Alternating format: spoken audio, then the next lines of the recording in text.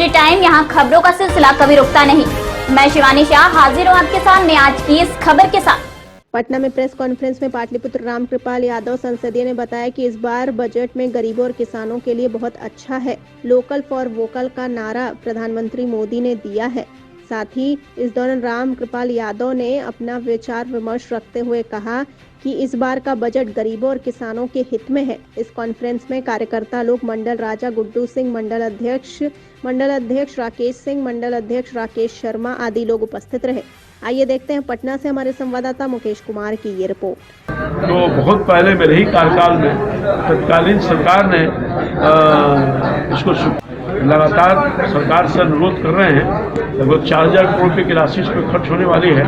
50 करोड़ रुपया मिला है इस बार। हम लोग लगे हुए हैं कि इस राशि को बढ़ाया जाए ताकि बिहटा औरंगाबाद रेल लाइन, तो बहुत पहले मेरे ही कार्यकाल में तत्कालीन सरकार ने इसको स्वीकृत तो कर दिया था, राशि आवंटन नहीं किया, जिसके वजह से दिक्कत हो गई। ज़मीन थोड़ा महंगा हो गया है, इसलिए उसके कॉस्ट भी बढ़ गए हैं। इसलिए हम लोग लगातार गुहार लगा रहे हैं केंद्र सरकार से, माननीय मंत्री जी से, कि इस योजना को प्राथमिकता के आधार पर ज़मीन और धनराशि का आवंटन करने का काम कीजिए, ताकि उस इलाके में वर्षों से जो सपना रहा है वो सपना पूरा लोगों का हो सके और वहाँ की रेलवे लाइन जाने से तो अर्थव्यवस्था मजबूत होगी और लोगों की कठिनाई भी दूर। मुख्यमंत्री ने कहा है कुछ खास किया जी, संसदीय क्षेत्र में रोड बनेगा तो पाटलिपुत्र बनेगा, पुल बनेगा तो पाटलिपुत्र नहीं बनेगा। गंगा का पुल का निर्माण हो रहा है, पाटलिपुत्र उससे अलग थोड़े है। कई नेशनल हाईवे आपने देखा होगा, विगत तीन साल के दरमियान कई नेशनल हाईवे सड़क का निर्माण हो रहा है।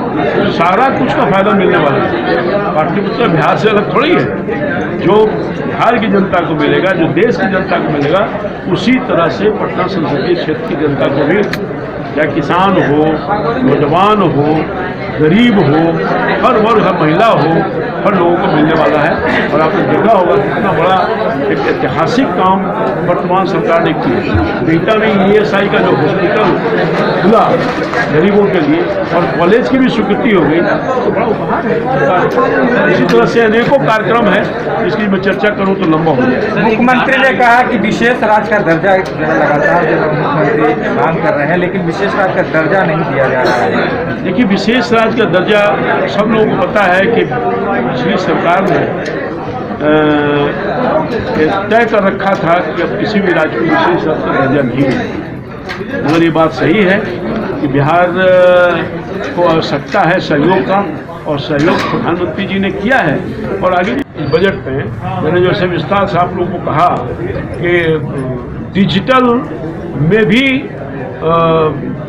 एक क्रांतिकारी परिवर्तन करने के लिए बजट में अच्छा खासा प्रावधान करने का काम किया है। इन सब चीज़ों को देखते हुए सरकार ने स्कूल की व्यवस्था क्या होगी? जी, अब स्कूल की व्यवस्था क्या होगी जब जो है डिजिटल करने के लिए स्कूलों को भी बोला गया है? आप देख रहे होंगे कि अभी डिजिटल का उपयोग किया जा रहा है और उतने पर्याप्त संख्या में डिजिटल का उपयोग नहीं हो रहा है। और डिजिटल में जब हम राशि का आवंटन कर रहे हैं तो निश्चित तौर पर इसका लाभ स्कूल के लोग भी लेंगे और बच्चों को डिजिटल के माध्यम से पढ़ाई हो सके, इसकी व्यवस्था करने का काम करते हैं। हाँ, डिजिटल यूनिवर्सिटी खोलने की बात की गई है और खुलेगा, उससे काफ़ी प्रोत्साहन मिलेगा और कई सेक्टर में एक नया उपयोग करने का काम किया गया है। उसके परिणाम बहुत सकारात्मक आएंगे। इसलिए मैं समझता हूं कि देश की उन्नति और तरक्की हो और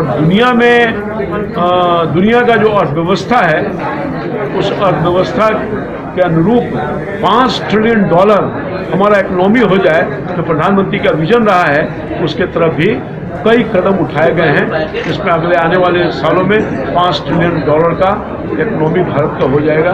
ये भी मुख्यमंत्री ने सवाल किया है परियोजना पे इस बजट में आश्वासित नहीं। दुनिया की अर्थव्यवस्था पर चोट पहुंची है, भारत भी उस पर शरीक है। इस विकट परिस्थिति को देखते हुए जो बजटीय प्रावधान किया गया है अद्भुत है और एक निश्चित तौर पर ये कहा जा सकता है कि बहुत ही सूझबूझ के साथ बजट में प्रावधान रखने का काम किया है। और पहले की अपेक्षा कई महत्वपूर्ण योजना है जिसमें राशि की वृद्धि करने का काम किया गया है और किसानों को खास तौर पर राहत देने का काम किया गया है। जो गरीब तबके के लोग हैं उनको भी राहत देने का काम किया गया है। इंफ्रास्ट्रक्चर में काफ़ी विशेष तौर पर इन्वेस्टमेंट करने की व्यवस्था इस बजट के माध्यम से किया गया है। लोकल फॉर वोकल का जो नारा प्रधानमंत्री ने दिया है उसमें भी लगभग 65% से अधिक जो अपने देश में उत्पादन करने की व्यवस्था की गई है और वही रक्षा सौदा जो है जो बाहर से होता था अब देश में उत्पादित जो सामग्री है उसको लगाने का काम किया गया है। यही नहीं, जो इंफ्रास्ट्रक्चर है चाहे रोड हो, हवाई जहाज हो, रेल हो या जल मार्ग हो, इस सब पर भी विशेष ध्यान रख करके राशि का आवंटन करने का काम किया गया है। अगले साल 25,000 किलोमीटर NH में रोड की व्यवस्था करने का व्यवस्था किया गया है। इसमें बिहार को सीधा 13-14 ऐसे बड़े बड़े सड़क हैं जो नेशनल हाईवे में लिए जाएंगे। तो वह 1,000 किलोमीटर बिहार में सड़क नेशनल हाईवे में आने वाला है। इसकी मैं आभार व्यक्त करना चाहता हूँ भारत के यशस्वी प्रधानमंत्री जी का और माननीय वित्त मंत्री जी का। प्रधानमंत्री जी के मार्गनिर्देशन में इस बार जो बजटीय प्रावधान रखा गया है वो आगे आने वाले 25 वर्षों का जो खाका है, अमृत महोत्सव मना रहे हैं, 75 साल देश की आज़ादी का हम मना रहे हैं।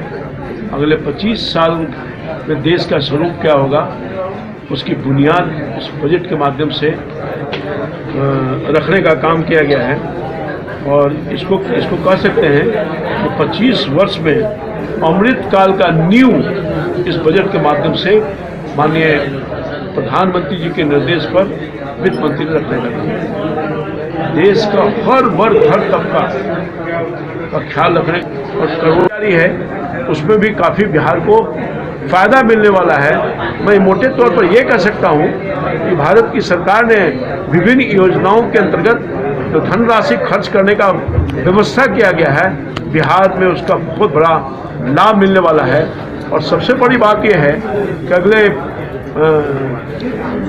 वर्षों में लगभग 60 लाख जो बेरोजगार लोग हैं उनको रोजगार देने का भी प्रावधान इस बजट के माध्यम से करने का काम किया गया है। तो मोटे तौर पर यह कह सकते हैं कि बजट सबके लिए है और सबका ख्याल रखने का काम किया गया है। कोई ऐसा अभी 5 राज्यों में चुनाव हो रहा है, चाहता तो सरकार अगर चाहती तो लोक लुभावने बजट करने का काम करती मगर उसका ख्याल नहीं रखा।